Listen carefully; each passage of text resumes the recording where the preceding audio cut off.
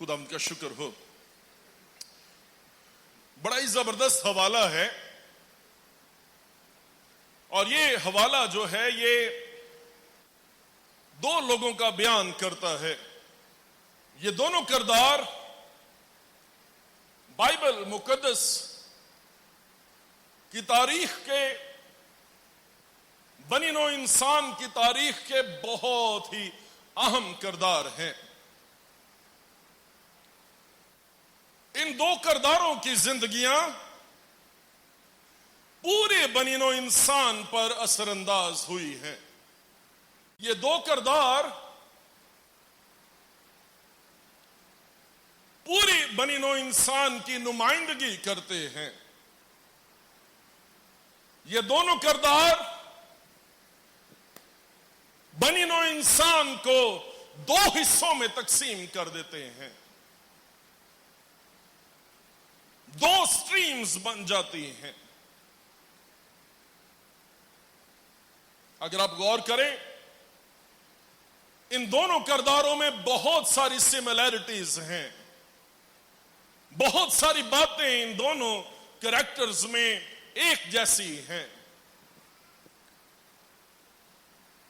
جو بات ان میں ایک جیسی ہے وہ یہ ہے کہ یہ دونوں کردار گرے ہوئے انسانوں کے بچے ہیں. آدم اور حوا جب وہ گناہ میں گر گئے، یہ ان کی اولاد ہیں. دوسری بات جو ان دونوں میں سملر ہے، جو ان دونوں میں کامن ہے، وہ یہ ہے کہ یہ دونوں باغ عدن سے باہر ہیں. یہ دونوں، تیسری بات، یہ دونوں کردار غضب کے فرزند ہیں، سزا کے فرزند ہیں. یہ فال کے نتیجے میں، یہ گرنے کے نتیجے میں پیدا ہوئے ہیں. چوتھی بات جو ان دونوں میں مشترک ہے وہ یہ ہے کہ ہابل اور قائن دونوں خدا سے جدا ہیں. دونوں نے گناہ میں صورت پکڑی ہے اور گناہ میں پیدا ہوئے ہیں. اور جو داؤد بادشاہ زبور نمبر 51 میں کہتا ہے کہ مینو وچ گناہ دے جمیا میری مائی، یہ دونوں کردار جو ہیں یہ گناہ میں انہوں نے صورت پکڑی ہے، گناہ میں دونوں پیدا ہوئے ہیں. چھٹی بات، ان دونوں کو نجات دہندہ کی ضرورت ہے. اور ساتویں بات یہ ہے کہ یہ دونوں ہی کسی نہ کسی طرح سے خدا پر ایمان رکھتے ہیں، اور یہ دونوں ہی خدا کو جانتے ہیں، خدا کی آواز کو سن رہے ہیں. اور یہ دونوں کردار جو ہیں یہ ان میں سے کوئی بھی ایتھیسٹ نہیں ہے، ان میں سے کوئی بھی جو ہے وہ خدا سے ملحد انکاری نہیں ہے. دونوں کردار سملیرٹی ہے. ایک اور کامن بات ہے، وہ یہ ہے کہ دونوں کردار جو ہیں وہ قربانی لے کر آئے ہیں. دونوں سے خدا نے کلام کیا، صرف ہابل سے نہیں، اس نے قائن سے بھی کلام کیا. اتنی ساری سملیرٹیز کے باوجود، اتنی سارے کامن باتوں کے باوجود، کون سی ایسی وجہ، کون سا ایسا سبب ہوا کہ ان دونوں میں اس قدر دشمنی پڑ گئی ہے؟ اور آج ہم تھوڑا سا الیبریٹ کریں گے، تھوڑا سا باتوں کو، چیزوں کو دیکھیں گے، اور جو کچھ خداوند ہمیں سمجھانا چاہتا ہے وہ ہم سمجھنے کی کوشش کریں. 3 باتیں سیکھیں. پہلی بات سیکھیں گے جگہ، دوسری بات وقت، اور تیسری بات کس چیز کے ساتھ عبادت کرنی ہے. 3 چیزیں، جگہ اور وقت اور کس چیز کے ساتھ، کس چیز کے وسیلے سے عبادت کرنی. یہ جو جگہ ہے یہ بڑی امپورٹنٹ ہے. بائبل مقدس یہ بتاتی ہے کہ دونوں شخص قربانی لے کر آئے ہیں. یہ نہیں لکھا کہ انہوں نے اپنی اپنی جگہ پر ہی، ایک نے یہ قربانی کر دی، دوسرے نے وہ قربانی کر دی. نہیں، ایک جگہ ہے، ٹھیک ہے، اس جگہ کی طرف نشاندہی کی جا رہی ہے، اور یہ دونوں لوگ قائن اور ہابل دونوں ہی اپنی حالت سے اٹھے ہیں اور یہ اس جگہ کی طرف گئے ہیں جس جگہ پر جا کے یہ قربانی چڑھا سکے۔ بائبل کو پڑھیں، بائبل میں لکھا ہے 4 باب اور اس کی 3 آیت کو دیکھیں۔ قائن اپنے کھیت کے پھل کا ہدیہ خداوند کے واسطے لایا، ایک اسپیسیفک جگہ ہے، ایک مخصوص جگہ ہے جس جگہ پر یہ اپنی کھیت کی پیداوار جو ہے وہ لے کر آیا ہے۔ 4 آیت دیکھیں، ہابل ہدیہ لایا، سمجھ آ رہی ہے؟ دونوں ہی اپنے اپنے گھر سے اپنی اپنی حالت سے اٹھے ہیں اور یہ ایک جگہ پہ گئے ہیں، ایک مقام پر گئے ہیں، اور اس مقام پر جا کے یہ لوگ جو ہیں یہ خداوند کے حضور میں ہدیہ گزران رہے ہیں، قربانی چڑھا رہے ہیں۔ اگر آپ غور کریں تو 3 باب اور اس کی 24ویں آیت میں پیدائش کی کتاب میں خدا نے جب آدم اور حوا کو نکال دیا، باغ عدن کے مشرق کی طرف کروبیوں کو اور چوگرد گھومنے والی شعلہ زن تلوار کو رکھا، اور وہ زندگی کے درخت کی راہ کی حفاظت کریں۔ دھیان سے دیکھیں ذرا، زندگی کے درخت کی حفاظت نہیں کرنی، اس راہ کی حفاظت کرنی ہے۔ نہیں سمجھ آ رہی؟ اس راہ کی حفاظت کرنی ہے جو راہ زندگی کے درخت کی طرف جو ہے وہ جاتا ہے، اس راستے کی نگہبانی کرنی ہے، زندگی کے درخت کی نگہبانی نہیں کرنی، ٹھیک ہے؟ اب بائبل کو اگر آپ دھیان سے دیکھیں تو پھر 4 باب آپ کو اس بات کی طرف اشارہ کرتا ہے، سو قائن خداوند کے حضور سے نکل گیا اور عدن کے مشرق کی طرف، 16ویں آیت، عدن کے کس طرف؟ مشرق کی طرف۔ یہ جو راستہ ہے جہاں پہ حفاظت کی جا رہی ہے یہ کس طرف ہے؟ جس طرف نکالے گئے ہیں، اور راستے پہ کروبی اور جو چوگرد گھومنے والی شعلہ زن تلوار ہے وہ لگا دی ہے، یہ راستہ کس طرف ہے؟ مشرق کی طرف، ٹھیک ہے؟ اگر آپ دھیان سے دیکھیں تو آپ کو یہ نظر آئے گا کہ اس راستے پر جو پابندی لگ گئی ہے، اس راستے کی جو حفاظت کی جا رہی ہے، یہ جو مذبح ہے جہاں پہ یہ قربانی چڑھانے کے لیے آئے ہیں، یہ جو جگہ ہے یہ مشرق کی طرف ہی، اسی راستے کی طرف ہی ہے، اور اس راستے پر جو ہے وہ کھڑے ہیں اور کسی طرح سے چاہتے ہیں کہ خدا کے ساتھ ملاپ ہو جائے، جو پیراڈائز لاسٹ ہے وہ پیراڈائز فاؤنڈ ہو جائے، وہ جو بہشت، وہ جو فردوس بند ہو گئی ہے، وہ فردوس دوبارہ سے کھل جائے، وہ ملاقات دوبارہ سے ہو جائے، اور اس راستے کی طرف جو ہے یہ قربانی چڑھانے کی جگہ بنی ہے۔ یہ مذبح جس طرف یہ ہدیہ لا رہے ہیں، ٹھیک ہے، لے کر آ رہے ہیں، یہ مذبح، قربانی کا مذبح مشرق کی طرف ہے، اور یہ مذبح، اس کے بغیر کوئی شخص خدا کے ساتھ بات چیت نہیں کر سکتا۔ کبھی آپ غور کریں، جو راستہ ہے اس پر پابندی لگ گئی ہے، ٹھیک ہے، راستہ بلاک کر دیا گیا ہے، راستے پر پابندی ہے، لیکن اس کے ساتھ ایک اور بات دیکھیں کہ خدا ابھی بھی بول رہا ہے، خدا پہ پابندی نہیں لگی اور نہ ہی لوگوں پہ پابندی لگی ہے، خدا ابھی بھی بول رہا ہے، لیکن خدا جو بول رہا ہے وہ مذبح پر بول رہا ہے، وہ قربانی پر بول رہا ہے، وہ خون پر بول رہا ہے۔ اس بات کو سمجھنے کی ضرورت ہے۔ ایک مذبح ہے، اور اس مذبح کے بغیر، اس آلٹر کے بغیر، اس قربان گاہ کے بغیر خدا کے ساتھ بات نہیں کی جا سکتی، خدا کے ساتھ جو رفاقت ہے وہ بحال نہیں کی جا سکتی۔ بائبل مقدس میں یہ بات سمجھنے کی ضرورت ہے۔ یہ ماڈل آپ کو بائبل میں کور ٹو کور جا بجا نظر آئے گا۔ خروج کی کتاب اس کا 27واں باب دیکھیں، یہاں پہ جو خیمہ اجتماع ہے اس کا ماڈل، اس کا نقشہ ہے جو خدا نے مقدس موسیٰ کو دیا ہے، اور موسیٰ کو خدا نے کہا ہے کہ جو کچھ تو نے آسمان میں دیکھا ہے اسی کے نمونے کے مطابق تو نے زمین پر یہ خیمہ اجتماع جو ہے بنانا ہے۔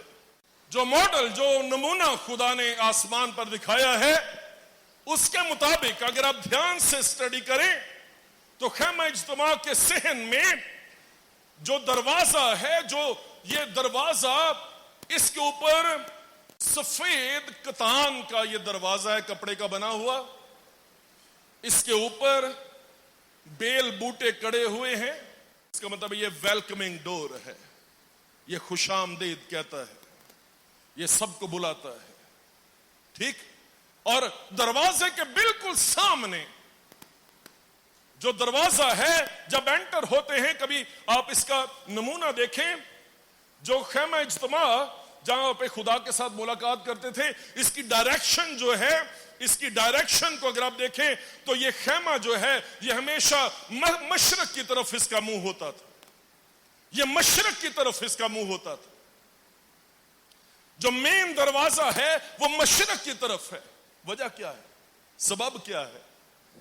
پیدائش 3 باب میں اور پیدائش 4 باب میں دیکھیں، مشرق کی طرف سے تو نکالے گئے تھے، ہے نا؟ مشرق کی طرف ہی تو نکالے گئے تھے۔ اب مشرق کی طرف دروازہ ہے، اس کا مطلب ہے جو کوئی خدا سے ملنا چاہتا ہے وہ مشرق کی طرف سے انٹر ہوگا۔ اس کا مطلب ہے آدمی کے دل میں، انسان کے دل میں تڑپ ہے، ایک پیاس ہے، ایک بھوک ہے، اور وہ پیاس اور بھوک جو ہے، وہ تڑپ جو ہے وہ پوری نہیں ہو سکتی جب تک وہ خدا کے ساتھ مل نہ جائے، ٹھیک۔ دروازے سے انٹر ہو مشرق کی طرف سے، دروازے سے انٹر ہو، سامنے مذبح ہے جو پیتل کا مذبح ہے، اور یہ کیکر کی لکڑی کے اوپر پیتل چڑھایا گیا ہے، پیتل مڑا گیا ہے۔ اور اگر آپ اس کی لمبائی اور چوڑائی دیکھیں تو جتنی اس کی لمبائی ہے اتنی ہی اس کی چوڑائی ہے۔ یہ سکوئر ہے، یہ سکوئر ہے، مستطیل نہیں ہے، یہ پرفیکٹ سکوئر ہے، ٹھیک۔ اس کا مطلب پتہ کیا؟ جو کوئی خدا سے ملنا چاہے گا، جو دروازے سے انٹر ہوگا، خدا بلا رہا ہے، وہ ویلکم کہہ رہا ہے۔ جو دروازے سے انٹر ہوگا وہ قربان گاہ کو فیس کرے گا، وہ آلٹر کو فیس کرے گا جس پر قربانی چڑھائی جائے گی، اور وہ آلٹر کو، وہ پیتل کی قربان گاہ کو جو خدا کی عدالت کو ظاہر کرتی ہے، وہ اس کو بائی پاس نہیں کر سکتا، وہ اس کو چھوڑ کے آگے نہیں جا سکتا۔ اگر وہ اس کو چھوڑنے کی کوشش کرے گا وہ ہلاک ہو جائے گا، وہ برباد ہو جائے گا۔ اور یہ جو مذبح ہے یہ سکوئر ہے نا، یہ سکوئر ہے، پورا پرفیکٹ سکوئر ہے۔ اس کا مطلب یہ ہے کہ یہ مذبح ایک ہی مذبح ہے، یہ دو مذبح نہیں ہیں، مذبح ایک ہی ہے، اور یہ مذبح مشرق اور مغرب اور شمال اور جنوب کے چاروں کونوں کے لیے، پوری دنیا کے لیے نجات کا واحد ذریعہ ہے نا، خدا کے پاس آنے کا واحد ذریعہ یہ مذبح ہے۔ اس مذبح کے علاوہ مشرق کے لوگوں کو اور، مغرب کے لوگوں کو اور، شمال اور جنوب کے لوگوں کو اور بات نہیں کی گئی۔ ساری دنیا کے لیے ایک ہی کرائیٹیریا ہے، ساری دنیا کے لیے ایک ہی مذبح ہے، اور وہ مذبح خداوند یسوع مسیح کی صلیب ہے۔ آمین۔ سمجھ آ رہی ہے؟ صلیب کے بغیر خدا کے پاس نہیں جا سکتے، قربانی کے بغیر خدا کے پاس نہیں جا سکتے۔ یہ لوگ آئے ہیں قربانی لے کر، اس جگہ پر آئے ہے نا، ایک لوکیشن پر آئے، اور یہ لوکیشن اگر آپ غور کریں، ایک لوکیشن بائبل مقدس میں لکھی گئی ہے جو دنیا کے سینٹر میں، दुनिया के मरकज में एक लोकेशन है, दुनिया के मरकज में, जमीन के मरकज में एक लोकेशन है, और वो लोकेशन जो जमीन के मरकज में है, वो मज़बा जो इस जमीन के, इस सियारे के सेंटर में है, वो मज़बा यीशु मसीह की सलीब है, जो पूरी दुनिया के लोगों को चारों तरफ से अपनी तरफ खींचता है, अपनी तरफ अट्रैक्ट करता है, अपनी तरफ बुलाता है। इसीलिए उसने कहा था जब इब्ने आदम ऊंचे पर चढ़ाया जाएगा तो वो बतेरों को अपनी तरफ खींचेगा। आमीन। आसमान के तले आदमियों को कोई दूसरा नाम बख्शा नहीं गया जिसके वसीले से हम निजात पा सके। ये दोनों लोग उठे हैं और ये इस मज़बे पर गए, और ये मज़बा मशरक की तरफ, उसी रास्ते पर जिस पर पहरा लगा है, उस रास्ते पर है। आमीन। आगे चलें थोड़ा सा। वक्त की अहमियत भी है। मैंने ये कहा है कि ये जगह स्पेसिफिक है, और ये जगह जो है ये जिंदगियों को तब्दील कर देती है। दूसरी बात, टाइम स्पेसिफिक है। टाइम, बाइबल ये कहती है चंद दिनों के बाद, तीसरी आयत देखिए, चंद रोज के बाद यूं हुआ। क्या मतलब पता क्या है कि हफ्ते के बाद, सब्बत के दिन ये लोग मज़बे पर गए। सब्बत के दिन ये मज़बे पर गए हैं। सातवां दिन, at the end of days, सातवें दिन ये मज़बे पर गए हैं। एक जगह है, एक वक्त है, और फिर उसके बाद एक कुर्बानी भी है।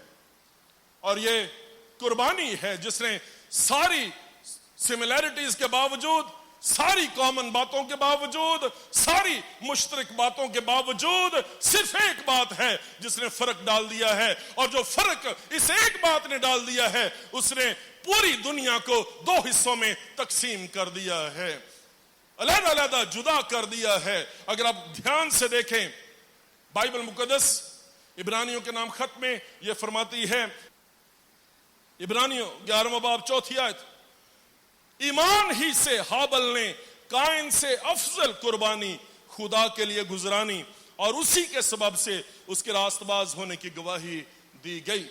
ये कुर्बानी गुजरानी गई, ये कुर्बानी ने फर्क डाल दिया है। इस कुर्बानी ने फर्क डाल दिया है। इस कुर्बानी ने तकसीम कर दिया है दो हिस्सों में। इस कुर्बानी ने 50 हिस्सों में तकसीम नहीं किया, इस कुर्बानी ने 2 हिस्सों में तकसीम किया। और कभी आप बाइबल मुकद्दस को पढ़ें, मत्ती की इंजील उसका 25वां बाब, कितने हिस्से हैं? 2 ही हिस्से, या भेड़े हैं या बकरियां हैं। खुदा की नजर में 2 ही गिरोह हैं, या भेड़े हैं या बकरियां हैं। तीसरा गिरोह खुदा की नजर में नहीं। एक ही क्राइटेरिया है, एक ही मियार है। नए सिरे से पैदा हुए हैं कि नहीं, बस ये सवाल, इसके आगे कोई और सवाल नहीं। समझें इस बात को। बाइबल में कहीं भी यह नहीं लिखा कि हाबल काइन से ज्यादा अच्छा था। अगर आप गौर करें तो काइन पहलोटा था और हाबल छोटा था। काइन एक तरह से अफजल था, काइन के पास पहलोटे होने का हक था। ये दोनों, मैंने पहले कहा, ये दोनों गजब के फरजंद हैं, ये दोनों गुनाह की हालत में पैदा हुए हैं, ये दोनों ही खुदा से जुदा हैं। इन दोनों पर सजा का हुक्म है ना। और आदम और हवा के वसीले से सजा का हुक्म जो है इन दोनों पर एक जैसा ही है। और जिस बात ने इन दोनों को जुदा कर दिया है एक दूसरे से, कहीं नहीं लिखा कि हाबल बहुत अच्छा था और काइन बहुत बुरा था। बाइबल मुकद्दस में जिस बात ने फर्क डाल दिया है वो ये है, 4 आयत में ये बात लिखी है, हाबल ने काइन से कुर्बानी अफजल है, कुर्बानी एक्सीलेंट है। समझे इस बात को। यह नहीं लिखा कि हाबल अफजल है, यह नहीं लिखा काइन अफजल है, यह लिखा है कि कुर्बानी अफजल है। सैक्रिफाइस वो एक्सीलेंट है, اور جو افضل قربانی ہے اسی کے وسیلے سے ایک مقبول ٹھہرا ہے، اور جو نکمی قربانی ہے اسی کی وجہ سے ایک پیچھے ہو گیا ہے۔ اگر آپ غور کریں، ایک ہی ایکسیلنٹ قربانی ہے، آپ ایکسیلنٹ نہیں ہیں، آپ گڈ نہیں ہیں، ہم سارے لوگ غضب کے فرزند ہیں، ہم سارے لوگ سزا کے نیچے ہیں، ہندو ہے، مسیحی ہے، بدھ مت ہے، جین کا ماننے والا ہے، آگ کی پرستش کرنے والا، کوئی فرق نہیں پڑتا، کوئی فرق نہیں پڑتا، سارے ایک جیسے ہیں۔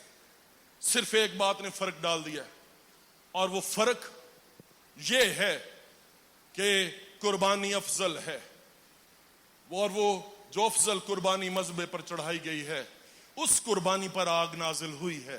قائن کی قربانی پر آگ نازل نہیں ہوئی ہے نا، ہابل کی قربانی پر آگ نازل ہوئی ہے، اور جس پر آگ نازل ہوئی ہے وہی قربانی افضل ہے، وہی قربانی قابل قبول ہے۔ اور اس قربانی نے ہابل کو قائن سے جدا کیا ہے۔ میں آپ سے ایک بات پوچھنا چاہتا ہوں، یسوع مسیح کو قبول کیا ہے نا؟ خداوند یسوع مسیح کی قربانی، جس نے صلیب پر میرے اور آپ کے لیے کام کو تمام کر دیا ہے، جس نے نجات کے کام کو مکمل کر دیا ہے، اس ایک قربانی نے مجھے اور آپ کو، ایمانداروں کو، دوسری ساری دنیا سے جدا کیا ہے، علیحدہ کیا ہے۔ ساری دنیا ایک طرف ہے، اور مسیح ایماندار جنہوں نے یسوع مسیح کی قربانی کو اپنی زندگی میں لے لیا ہے، برے کے خون کو اپنی زندگی میں لے لیا ہے، وہ لوگ خدا کے چنے ہوئے لوگ ہیں، وہ لوگ خدا کے پیارے، خدا کے خاص لوگ ہیں۔ قربانی زبردست ہے، قربانی ایکسیلنٹ ہے۔ اگر اپنی حالتوں کو دیکھیں، ہماری حالتیں اتنی بری اور اتنی گندی حالتیں ہیں ہماری جس کا کوئی حساب نہیں، لیکن یسوع کی قربانی کی طرف دیکھیں، اس کی قربانی افضل ہے۔ آپ کہیں گے یہ قربانی میں کیا خرابی؟ میں آپ کو بتاتا ہوں کیا خرابی۔ پیدائش کی کتاب اس کا 3 باب اور اس کی 17 آیت، زمین تیرے سبب سے لعنتی ہوئی، مشقت کے ساتھ تو اپنی عمر بھر اس کی پیداوار کھائے گا۔ اور آگے 18ویں آیت میں لکھا ہے، وہ تیرے لیے کانٹے اور اونٹ کٹارے اگائے گی، اور تو کھیت کی سبزی کھائے گا، تو اپنے منہ کے پسینے کی روٹی کھائے گا، جب تک تو زمین میں پھر لوٹ نہ جائے جہاں سے تو نکالا گیا ہے۔ 3 باب یہ فرماتا ہے، خدا کا ورڈکٹ ہے، خدا کی بات ہے، اور وہ کہتا ہے کہ زمین تیرے سبب سے اب لعنتی ہوئی، اور وہ کہتا ہے کہ زمین کانٹے اور اونٹ کٹارے اگائے گی۔ 4 باب یہ کہتا ہے، قائن کا ہدیہ، قائن زمین کی پیداوار، قائن زمین کی پیداوار خدا کے سامنے لے کر آیا ہے۔ قائن کھیت کے پھل کا ہدیہ خداوند کے واسطے لایا۔ وہ کہتا ہے زمین تیرے سبب سے لعنتی ہوئی۔ قائن کہتا ہے، کون کہتا ہے کانٹے اور اونٹ کٹارے اگائے گی؟ یہی زمین پیداوار دے رہی ہے، یہی زمین پھل دے رہی ہے۔ اور بہت سارے لوگ آج بھی یہ سوال کرتے ہیں، سنیں، اگر آج بھی زمین اپنی پیداوار دے رہی ہے تو یہ خدا کا فضل ہے، کیونکہ وہ بنی نوع انسان کو بھوکا نہیں مارنا چاہتا۔ آپ کے گناہ کے باوجود خدا آپ کو پھر بھی فضل سے برداشت کر رہا اور برکت دے رہا ہے۔ آمین۔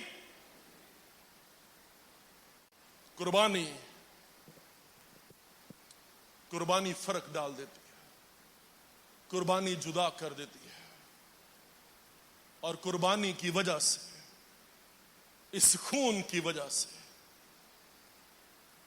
ہابل کا خون ہو گیا۔ لیکن ہابل کی خوبصورت بات دیکھیں، اس نے جان دے دی ہے، لیکن اس گواہی سے باز نہیں آیا ہے نا۔ اس بہتر قربانی، اس ایکسیلنٹ قربانی کا اس نے انکار نہیں کیا۔ اور یہی بات تو ہمارے لیے ہے کہ جان دینے تک بھی وفادار رہ تو میں تجھے زندگی کا تاج دوں گا۔ آمین۔